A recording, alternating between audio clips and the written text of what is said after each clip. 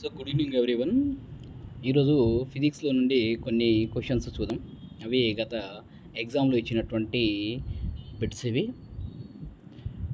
For a focal for a convex lens magnification of A virtual image is possible only when the object distance is.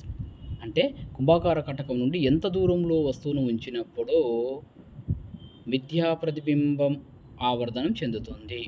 So equal to F greater than F less than F none of the above. అంటే ఇక్కడ ఏమవుతుంది, ఇక ఇచ్చినటువంటిది ఏంటి, magnification చెందాలి, that is virtual image.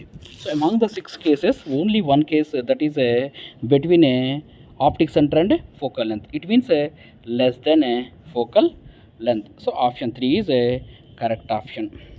Second question, the focal length of eye lens changes with the help of dash. So this is especially this question is given from the colorful world, human eye and colorful world. So that is the structure of eye.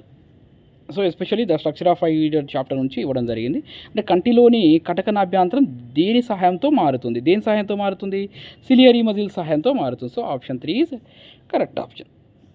Next question ఎక్కడి నుంచి ఇచ్చారంటే చూడండి, 9th chapter నుంచి 10th క్లాస్లో నుంచి 9th chapter నుండి electric current నుంచి ఇవ్వడం జరిగింది. ఒక వాహకంలో విద్యుత్ ప్రవాహ దిశ ఎలక్ట్రాన్ ప్రవాహ దిశ ఏ విధంగా ఉంటుంది. So the direction of electric current and direction of electrons in a conductor. ఒక వాహకంలో ఇచ్చాడు కాబట్టి ఇవి always opposite to each other, that is third options. ఇక్కడ చూడండి ఇచ్చినటువంటి 3 క్వశ్చన్స్ థర్డ్ ఆప్షన్లో ఉన్నాయి. నెక్స్ట్ క్వశ్చన్, లాస్ట్ క్వశ్చన్ చూడండి, the focal length of a lens is depend on the focal length of a lens.